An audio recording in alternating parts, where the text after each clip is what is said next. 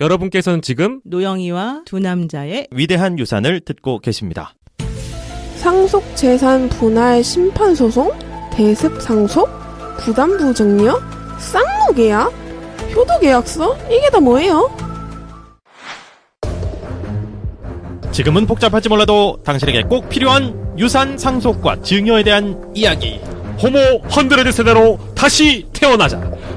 재산 자식에게 절대 물려주지 마라. 도서출판 둥구나무. 주제를 좀 바꿔서 일본 얘기를 좀 해보도록 하겠습니다. 일본이 요즘 뭐 물난리예요. 예. 지금 폭우 때문에 전국에서 100여 명이 넘는 분들이 사망을 했다 그러고요. 실종자도 100명에 가깝다고 하죠. 네네네. 예. 우리가 갑자기 일본 얘기를 꺼낸 이유가 있습니까? 네, 그렇죠. 있죠. 네. 일본이 이번에 의미 있는 상속제도 개편을 했다. 오. 그래서 이제 이걸 한번 좀 살펴보겠다 이건데요. 예. 기사가 지난 7월 6일 날 났었었죠. 네. 일본에서 혼자 남게 된 배우자가 안정적으로 살아갈 수 있도록 자택에서 계속 살아갈 수 있는 거주권이라는 게 신설이 된 거예요. 오. 그러니까 개정된 민법에서는 유산의 대상이 되는 자택에 대해서 기존 소유권과는 별도로 배우자 거주권을 신설함으로써 자택 소유권이 자녀 등에게 부여될 경우에도 배우자가 자택에서 계속 거주할 수 있도록 했습니다. 개정 민법은 또한 결혼 20년 이상 된 부부의 경우 생전 증여와 유언으로 증여된 자택은 유산 분할 대상에 포함하지 않는다는 내용을 담고 있습니다. 이렇게 상속 제도가 큰 폭으로 개편이 된 거는 일본에서도 약 40년 만이라고 해요. 네. 이게 이제 그 일본 사회가 조금 변화함에 따라서 상속제도도 개편이 된다라고 이렇게 봐야 되겠죠?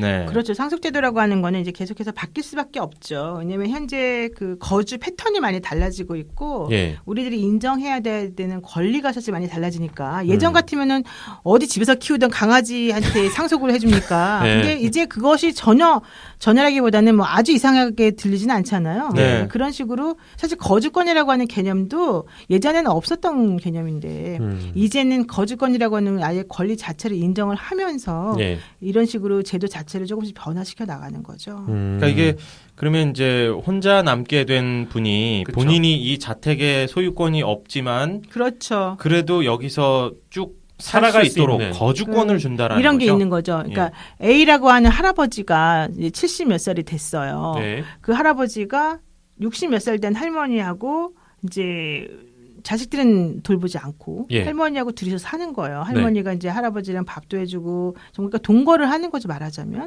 근데 부부는 아니잖아요. 그렇죠. 혼인신고를 안 했고 자식들이 싫어해.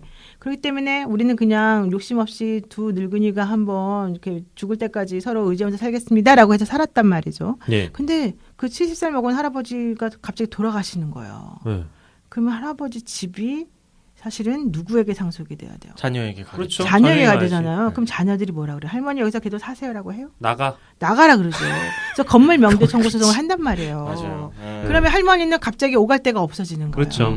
그런 경우에 어떻게 하냐? 이 할머니는 아무런 권리가 없냐? 네. 이게 바로 거주권이라고 하는 걸 인정하게 된 계기가 된 거죠.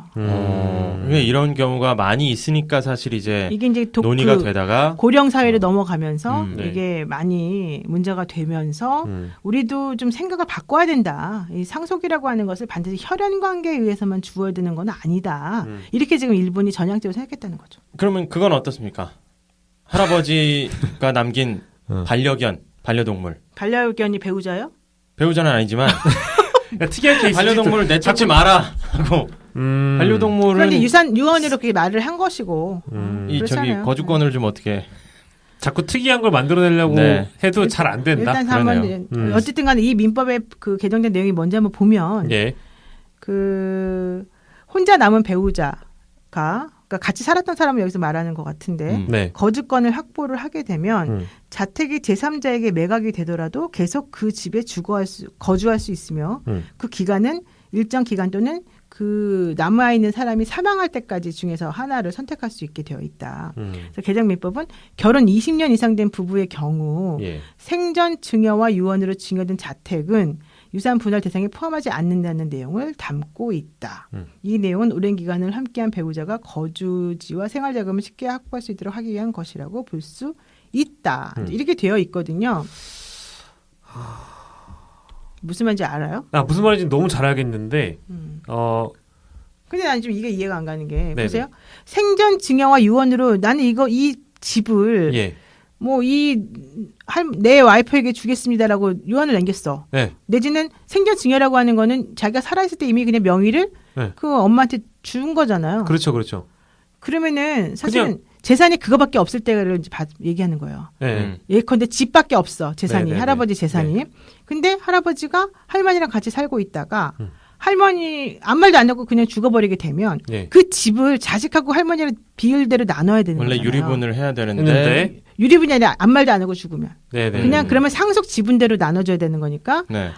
뭐 남아있는 할머니와 자식들이 사실은 그거를 나눠서 나눠야 지분을 되는데. 나눠서 소유하게 되는 형태가 되잖아요. 네. 그러면은 자식이 착한 사람일 경우에 내진 돈 있는 경우는 할머니 그냥 계속 어머니 사세요라고 하고 뭐 신경 안 쓸 수도 있지만 네. 돈이 없거나 자기네들도 힘들다라고 주장을 하게 되면 어머니 보고 나가라 그러는 거예요. 그러니까 1억짜리 집을 하나 아버지가 남겼는데 그거를 아들하고 어머니하고 뭐 딸하고 셋이서 나눠 가지는 거예요. 그 아들하고 딸이 전부 다 할머니 보고 나가라 그러는 거예요. 네. 우리 이거 팔아야 되겠다고 그러면서. 그럼 할머니는 1억짜리 집을 1억짜리 집에 살고 있다가 뭐 한 4천만 원 정도밖에 자기는 몫이 그렇죠. 없으니까 그 집에 살 수가 없는 거죠. 그래서 그런 걸 방지하기 위해서 일본에서는 그냥 아예 뭐 생전증여 우리가 지금 아까 좀 전에 그만 말한 것처럼 우리나라 법에 의하면 생전증여를 하더라도 1년 안에 된 건 다 상속재산을 포함을 시키고 예. 그리고 또 이게 그 다른 상속인들의 그 지분을 침해할 것 같으면은 또 안 되는 걸로 해가지고 다 나눠야 된다라고 막 주장하잖아요. 예. 그거를 얘네는 이제 없애겠다는 방어를 해놓은 거예요. 그걸 방어해주겠다. 그러니까 생전증여를 한 거는 뭐 1년이 됐든 뭐 죽기 30일 전에 했든 상관없이 예. 그냥 이거는 이 배우자 거다 고유한 권한이다라고 보자는 거죠. 근데 여기 지금 우리 얘기하고 있는 게 이제 그런 사안에서도 만약에 이제 집을 뭐 팔게 돼요. 제3자가 그 집의 소유권을 갖게 돼요. 근데 나는 거주권이 있어요. 이 집에 대한 만약에 소유권은 없다고 치고 뭐 예를 들어서 아들이나 뭐 딸이 이렇게 복잡한 사연이 생겨가지고 집이 팔리게 됐는데 어떻게 하다가 뭐 또 그거에 대해서 뭐 서명을 해주고 했는데 알고 보니 내가 거주권이 있는 거예요. 제3자가 나는 이 집에 대한 소유권이 있는데 나는 거주권을 주장해요. 그러면 그게 충돌되는 건가요? 그렇죠. 그럴 때는 거주권이 우선해야 되는 거죠. 그럴 때는 권한 없는 자가 이 집을 매도한 게 되니까 그 집을 매도한 사람이 사실은 손해배상을 해줘야죠. 그거 어렵다.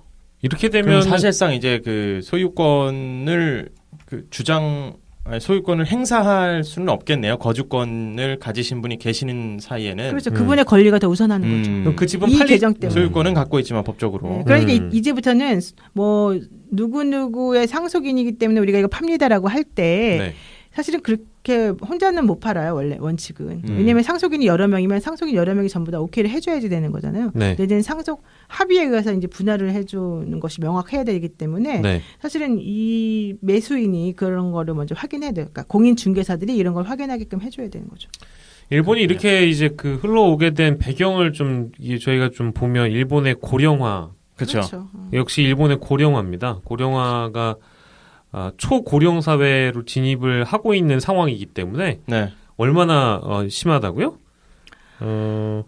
정말 심하죠. 근데 일본도 심하지만 우리나라는 더 심해요. 우리나라가 더 빨라요, 사실은. 더 빠르게 우리가 지금 초고령 사회로 진입을 하고 있나요? 그렇죠. 그러니까 지금 일본이 이제 2006년도에 65세 이상 노인 인구 비율이 20%를 넘었기 때문에 고령 사회가 됐는데 네. 이제 이게 그 초고령 사회는 그보다 더 네네네. 나이 많으신 분들이 더 많이 이제 하는 그런 거잖아요. 네네네. 근데 우리나라 같은 경우는 훨씬 더 빠르다. 지금 그 얘기를 하고 있습니다. 네. 그러니까 일본은 저도 최근에 이제 일본을 다녀와 봤는데 왜 우리 그 탑골공원 같은 데 가면 어르신들 많이 모여 계시잖아요. 네. 그렇죠. 근데 일본도 그 동네마다 그런 스팟들이 많이 있나 봐요. 근데 가면 진짜 딱 탑골공원 그림처럼 되게 어르신들끼리 모여서 어르신들끼리 얘기하고 어르신들끼리 뭔가 놀이 문화를 갖고 그들을 돌봐주는 사람들이 다 따로 이제 동네마다 배정이 돼 있어서 특별히 아들이나 딸이 관리하지 않는 차원에서 국가가 나서서 어르신들을 돌보는 제도가 돼 있더라고요. 그러니까 그렇게 다 가야 된다는 게 우리 책에도 사실은 내가 계속 주장하는 바이기도 한데요. 네네네. 일본이 원래 그 1970년도에 고령화 사회가 그 고령층의 비중이 77%였대요. 근데 94년도에 14%가 됐대요. 고령자의 비율이. 네네네. 그러면은 고령 사회가 이제 보통 15% 정도 먼저 이렇게 의미할 때 고령 사회라고 하는데 네. 이 70년하고 94년이니까 24년의 차이가 있었던 거잖아요. 네네네. 그런데 초고령 사회는 언제가 된 줄 알아요?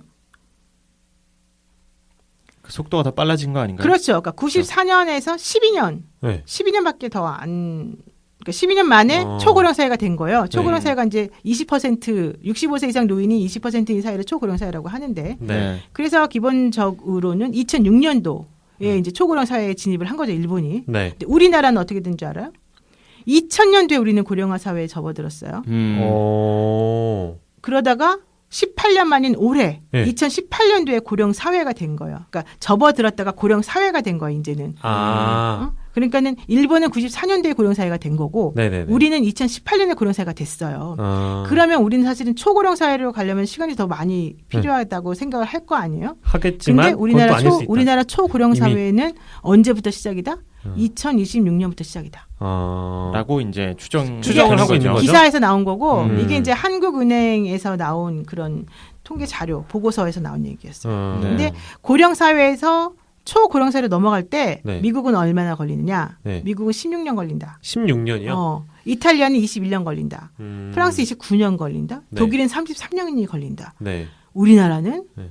아까 뭐라 그랬어요? 고령 사회 8년 만에 올라가는 거잖아요. 네네네. 엄청나게 빠르죠. 우리 왜 그럴까요, 그러면?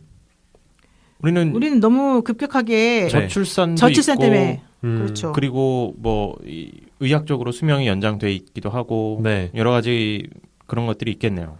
근데 결국은 이제 그러면 왜 우리 국민연금 나중에 이제 바닥나는 거 아니냐 그런 많이 하죠. 얘기도 많이 사실 하고 있고 많이 하죠, 그런 얘기. 지금 젊은 층들이 나중에 부양 인구는 많고 나는 부양 못 받게 되는 나중에 뭐 그런 일들도 지금 걱정하는 목소리가 높아서 닥쳐오지 않은 거에 대해서 우리가 되게 낙관하는 경향이 있는데 사실은 지금 냉정하게 현실을 보고 지금부터 하나하나 준비하지 않으면 굉장히 큰일 날 수 있다라는 거죠. 그러니까 여러분들이 자식을 많이 낳으라는 얘기예요.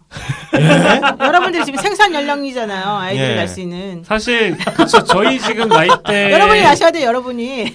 지금 남 지금- 얘기하다 하지 말고 유체이탈 합법 이런 거 하지 마시고. 근데 많이 낳는다고 이거 어떻게 기를 수 있는 환경이어야. 이런 식으로 예. 말한다니까요. 이 젊은 사람들이. 어떡합니까? 결혼한 지 석 달 되신 분 그렇게 말씀하시면 안 되죠. 아니 근데 진짜 문재인 대통령도 이제 그 출산율에 대해서 팔을 걷어붙이고 나선 상황일 수밖에 없는 것이 저출산이기도 하고 지금 말씀하신 고령화 사회가 겹치고 있는 이중고를 우리나라가 지금 현재 겪고 있는 상황이고 냉정해 보면 또 사회적 현상만 놓고 보자면 아래로는 청년 실업, 위로는 고령 실업. 노인 빈곤. 근데 왜 우리는 일자리도 없어요 그러면? 그러니까 다 이래저래 다 실업이에요. 젊은이들도 몇 명 안 되는데 왜 일자리마저 없는 거예요? 그래서 뭐 저희가 애국한다는 측면에서 애를 한 4명 낳을까요? 그렇죠. 네, 우리 그래야 김진여 됩니다. 씨와 제가 도합 8명을 낳으면 될까요? 우리 박상 그렇습니다. 네. 열심히 나와보겠는데 어쨌든 우리 부모님 세대가 이제 저희를 낳았는데 이제 그 다음 세대로 저희가 애를 또 많이 낳아줘야지 우리가 국가 경제가 나아진다고 하니 자, 근데 지금 그런가요? 아기가 어떻게 되죠? 없습니다. 두 분 다 없으시잖아요. 네. 그럼 앞으로 4명씩 실화입니다. 언제 다 나요? 그런가요? 힘들어. 1년에 한 명씩 낳으면 되죠 뭐. 와이프하고 상의하셨어요? 네, 혼자? 잘 상의해 아이를 낳고 하는 것도 사실은 이제 어떻게 보면 개인 가정의 네. 어떤 뭐 계획에 따라서 사실은 뭐 합의에 따라서 이렇게 하는 거였는데 어느샌가 이제 국가적인 차원이 돼버렸어요. 우리 70년대에 경제 인구 차원에서 뭐 많이 나와야 된다는 얘기가 나오고 가족 계획하면서 나니까 뭐라 했어요? 뭐 닥치는 대로 낳다보면 어쩌고저쩌고 거짓걸 못 면한다. 맞아요. 닥치는 대로 낳다 보면 진짜 거짓거를 못 면하는 건 사실이고. 그런 표현이 오늘 있었는데. 아마 세계 인구의 날인가 그럴 텐데 네. 예전에 그 불과 몇십 년 전에는 인구의 날 때 어떻게 인구를 줄이고 줄일 어떻게 것인가. 아이를 출산을 어떻게 좀 조정할 것인가 이런 어렸을 때 거였다면 그랬어. 얼마 안 돼서 사실은. 지금은 지금은 어떻게 더 나아야 되냐 좀 여러분이 더 나아야 어렸을 때도 된다 이 그랬다고요? 얘기죠. 그거 네, 저 아닌데. 초등학교 때 그랬어요. 맞아요. 네. 그래요? 네. 뭐 이상하다. 둘만 낳아 잘 기르자 베이비 부모 그게 세대 뭐 나 어렸을 때 그랬는데. 80년대 때 얘기예요. 네. 제가 80 그쵸? 아닌데 우리는 그 네. 지난 것 그래 같은데. 자기네들이 그러면 안 돼. 그랬나요? 내가 나 때 그랬는데 네, 여러분들은 80년대가 안 되지. 그 전에 우리 그 베이비 부모 세대가 한번 있어가지고 이미 많이 나왔던 그 70년대생들. 그 이제 그 박정희 시대 때 그럼 그렇죠. 그때 아마 생활 제가 어린 나이에 그 다큐멘터리 영상을 맞아요. 나 때로 착각을 했던. 그러니까 그런 것 같아요. 그럴 가능성이 있습니다. 정말 이분들이 참. 어쨌든 그래서 중요한 것은 그 일본은 이제 고령사회가 너무 되다 보니까 우리 요즘 4대 보험 얘기하잖아요. 네네네. 새로운 보험 하나 생겼잖아요. 새로운 보험이요? 네, 개호보험이라는 걸 만들었대요. 개호보험? 네, 그러니까 2000년 4월부터 일본은 의료보험, 국민연금, 산재보험, 고용보험에 이어서 5번째 사회보험인 개호보험을 시행했다. 우리나라도 사실은 2008년 7월부터 노인 장기 요양보험이 있는데 이거랑 비슷한 거니까 개호라고 하는 건 뭐야? 사람을 돌봐준다는 거잖아요. 간병인이 돌봐주는 것처럼. 그래서 개호보험이라고 하는 걸 만들었대요. 우리도 이제 이런 거 필요하죠. 뭐 노인 장기 요양보험이랑 비슷한 제도라고 하지만 약간은 좀 결이 다른 그렇죠. 그런 보험이고요.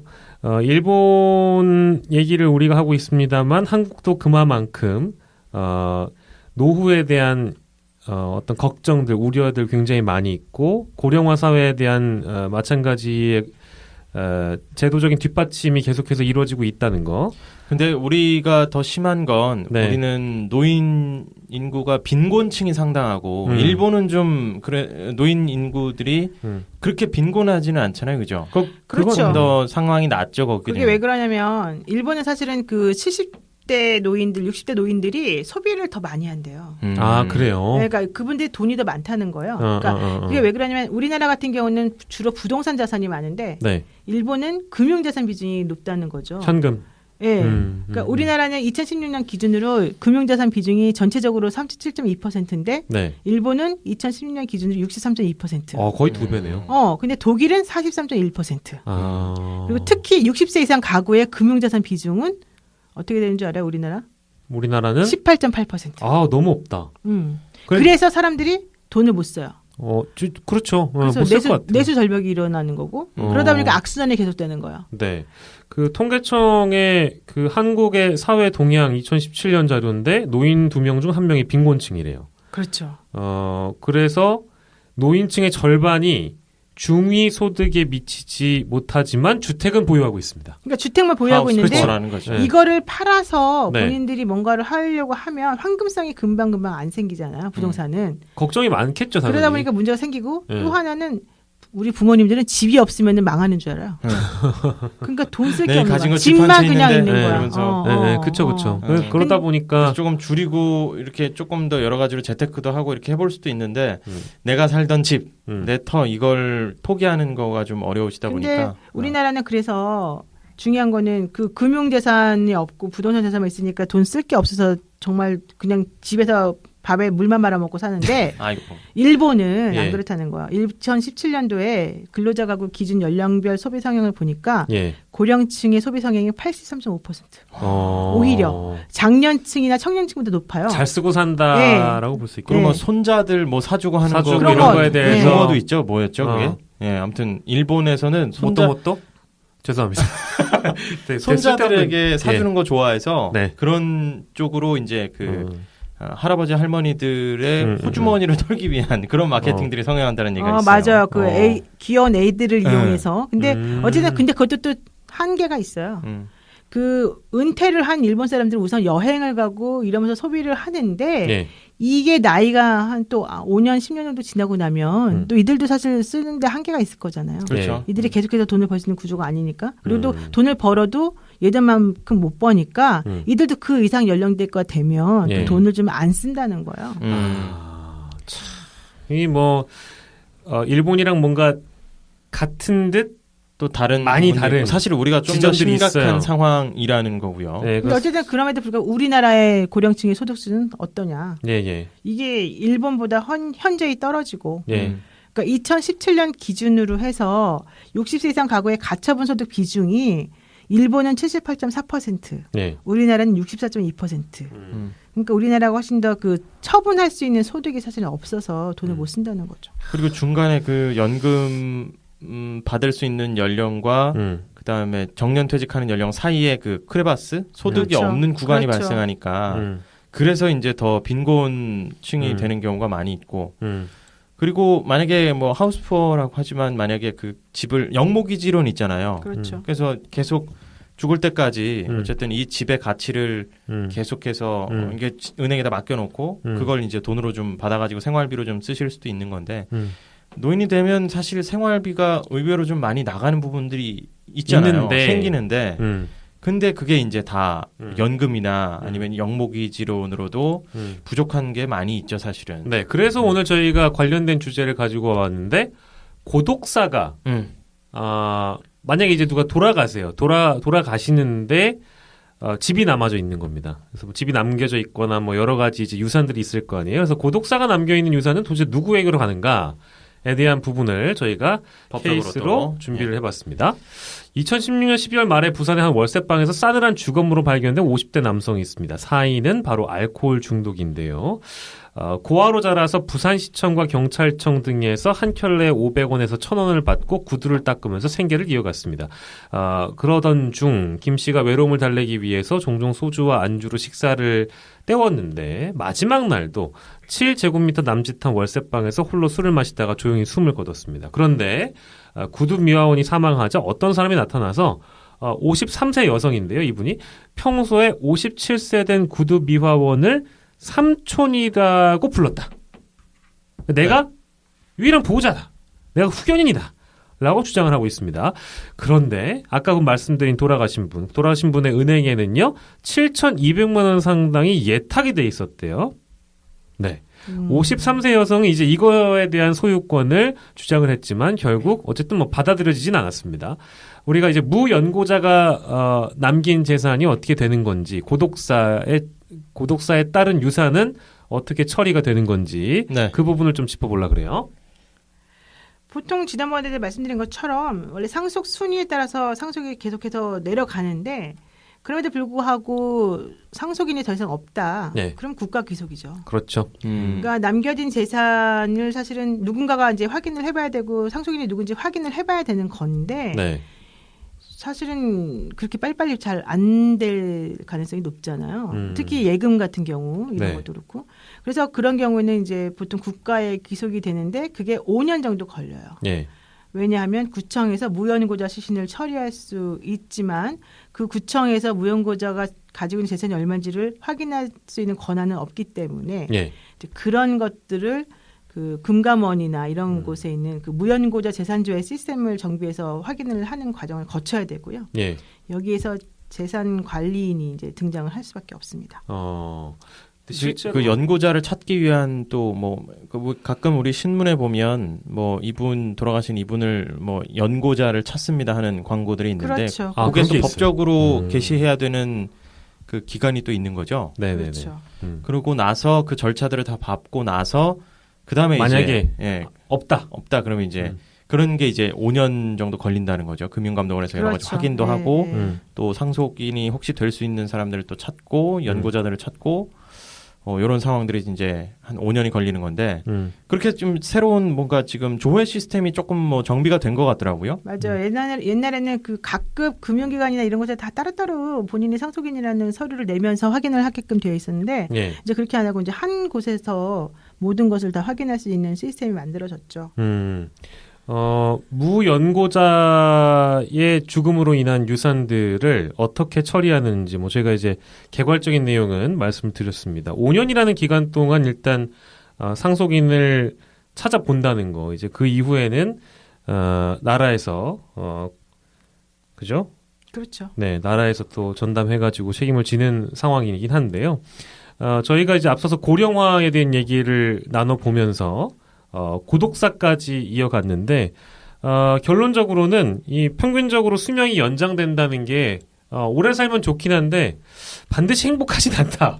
행복하지 그렇죠. 않을 수 있다. 네. 라는 거예요. 행복하더라도 이제 질적인 차이가 분명히 존재하니까 질적으로 우리가 행복하려면 어떤 것들을 준비해야 되는지 굉장히 중요하다. 그 부분을 다시 한번 짚어볼 만한 시간이었습니다. 네, 계속 짚어봐야 되죠 앞으로. 네네. 네. 생테크라는 부분을 우리가 늘 이제 몇 번을 강조해도 모자라지 않다. 노영희 변호사께서 늘 지나치지 않다죠. 네, 예. 지나치지 않다. 죄송해요. 지금 말이 헛나오네요. 몇 번 강조해도 모자라죠. 내가 뭐라 그랬어요? 모자란 건데 모자라지 않다라고. 예. 몇 번을 그래 강조도 야, 모자리다. 듣고 나서 맞는 말 뭐. 역시 제일 어리니까 쌩쌩하구나. 그렇죠. 네. 몇 번을 강조해도 지나치지 않죠. 그렇습니다. 말이 가끔 헛나오니까 예. 네. 가끔씩 이렇게 가끔 정비해 집착하지 마세요. 그만하세요 이제. 네, 정비해 주시고요. 네. 오늘 시간 마무리하면서 청취자 댓글 좀 소개해드리겠습니다. 하쿠나 마타타님. 네. 예. 하쿠나 마타타 무슨 뜻인 줄 알아요? 하쿠나 마타타. 이거 노래 어디 말이죠, 제목이잖아요. 그게? 노래 제목이에요. 아프리카 말이었나요? 괜찮을 거야. 다 네. 잘 될 거야 이런 뜻이라는. 거의 It's gonna be alright라는 뜻이에요. 야, right. 어느 나라 말이냐잖아요. 아프리카 말 아닌가요? 어디 애니메이션에 네. 하쿠나 마타나 모든 게 다 잘 될 거야. 케냐 뭐 말이에요. 그런. 케냐 말. 진짜요? 그냥 얘기해봤어요. 뱉어봐. 어느 나라 말입니까? 이게 스와힐리어래요. 스와힐리어 맞아요. 스와힐리어가 예, 예. 아프리카잖아요. 이게 말 그대로 옮기면 잘 될 거다. 이게 라이언 킹 애니메이션에는 나오는 맞아요. 이게 예. 그 영어로 하면 그 Don't worry, be happy. 네, 그렇죠. 하쿠나 마타타. 우리 하쿠나 마타타님. 네. 어이구야, 몰아듣는데 3일 천하. 음. 네, 이게 뭐 3일 동안 몰아들으셨다는 얘기인지. 아무튼. 그거라기보단 몰아듣는데 마지막 에피소드에서 우리가 그 3일천하 기억나세요? 제가 얘기했던 건가요? 예, 3일천하. 네가 그거. 얘기했던 예. 3일천하를 짚어주신 것 같고요. 예, 굉장히 인상 깊게 들으셨다는 거죠? 네. 예. 고맙습니다. 네, 마지막에 뭐라 그랬는데요? 네. 그걸 설명해 줘야죠. 3일천하? 자세한 맥락은 기억이 안 나죠? 자세한 맥락. 지나가는 듯 했는데. 자세한 맥락이 그런 거였어요. 이제 그 상속에 대한 부분이었는데, 얼토당토 아는 어떤 분이 상속권을 주장을 하니까 3일 만에 이제 아니, 잃어버린 거죠. 결혼을 하고 3일 만에 90세 돌아가셨는데. 할머니랑 맞아요. 네. 90세 할머니 얘기였어요. 급하게 결혼을 하고 3일 만에 돌아가셨는데 그리고 상속을 주장하셨다는 그분이죠. 그러니까 하쿠나 마타타님 아주 뭐 네. 내용도 세부적으로 잘 들어줘서 너무 감사드리고요. 근데 이 분이 말한 게 정말 그 뜻인지 확인도 안 해봤잖아요. 확인 안 해봤습니다만 댓글로 한번 달아보죠. 네. 자, 그리고 엉클이 아니고 앵클님이네요. 그러네요. 네, 좋은 방송 감사합니다. 항상 기다리겠습니다. 네. 뭔가 좀 멋있는 느낌이 나지 않습니까? 네, 앵클님. 예. 이거 앵클은 무슨 뜻이에요? 원래는 발목? 발목이어야 되는데 앵클은? 근데 그래요? 이게 그거예요? 이 그게 그 앵클이? 앵클 맞습니까? 예, 그러도록. 아닌 예, 것 같아요. 아이디 발목님 너무 아이디 감사드리고요. 발목님? 네, 다양한 주제로 오늘 여러분들 만나봤고요. 장마철입니다. 많은 비 피해들이 복사뼈. 네, 복사뼈. 아이디 복사뼈님. 발목 복사뼈. 네, 아이디 발목 복사뼈님 감사드리고. 가장 중요한 부분이라는 거예요. 네네네네. 그래서 장마철로 인해서 전국 곳곳에서 비 피해가 발생하고 있는데요. 우리 노영이와 두 남자의 위대한 유산 들으시는 분들 비 피해 없으시도록 각별히 주의 부탁드리겠습니다. 네. 오늘 유난히 약간 비 때문에 그런지 굉장히 어수선한 분위기로 네. 그래서 혹시 들으시는 분들이 근데 또 더 본방을 재밌었을 듣고 것 나면 그렇죠. 더 재밌었을 거고 본방을 또 듣고 나면 어수선하지 않을 수도 있다. 라는 말씀 드리고요. 편집의 귀재 네. 박상송님의 편집을 믿어보고요. 저희는 다음 주에 다시 돌아오도록 하겠습니다. 항상 여러분 박상송님이 편집한다는 걸 기억해 주세요. 여러분 안녕. 안녕. 고맙습니다. 노영희 변호사 위대한 유산 상속 많은 것이 궁금한 두 남자가 거대한 비밀의 문을 연다. 노영이와 두 남자의 위대한 유산 어렵고 복잡한 유산 상속 해답. 노영이와 두 남자의 위대한 유산 누구도 몰랐던 사례의 대답. 노영이와 두 남자의 위대한 유산 이 문제를 해결할 길이 보인다. 노영이와 두 남자의 위대한 유산 상속 팟캐스트.